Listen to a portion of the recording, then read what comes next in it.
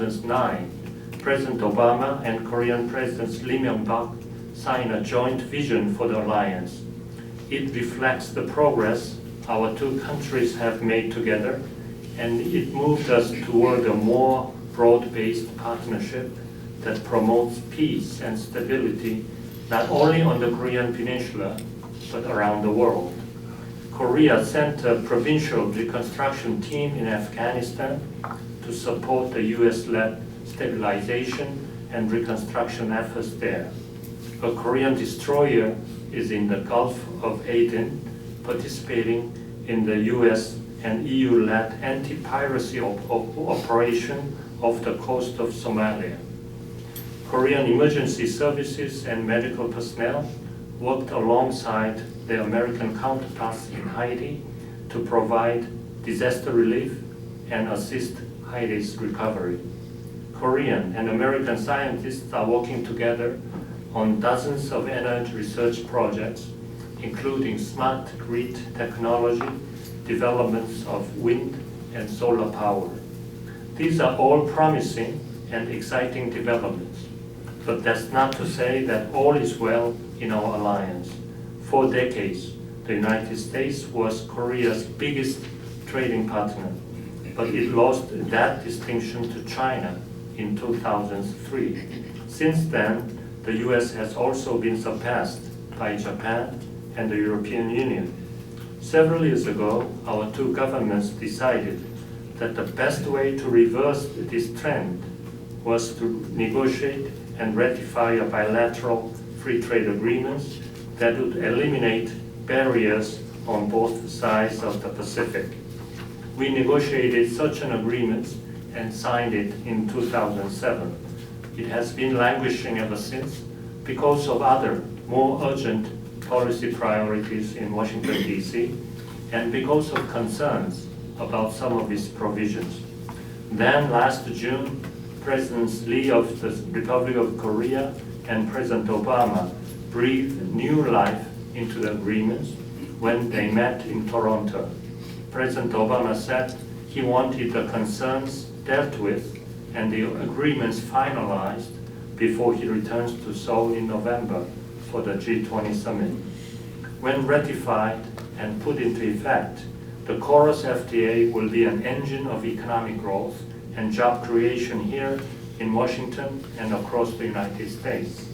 And it will help preserve America's friendship with a vibrant democracy and dependable ally in Asia.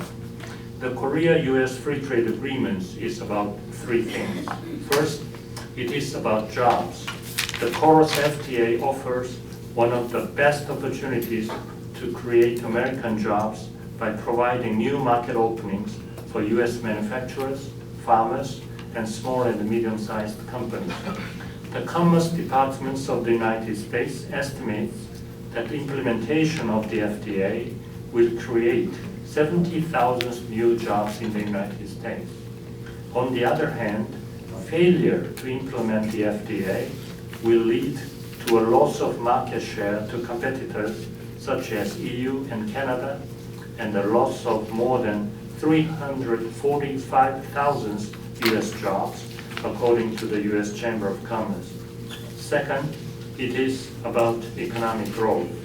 Expanding trade with Korea can be seen as an economic stimulus package with no additional cost to taxpayers.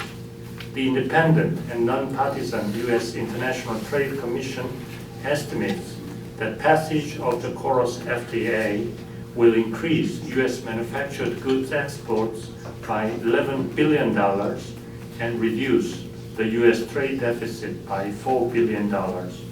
Still, there are people who say that Korea is a major source of US trade deficit. But the fact is that the trade of goods and services between the two countries is almost balanced. US had a trade surplus of $940 million with Korea in the first quarter of this year.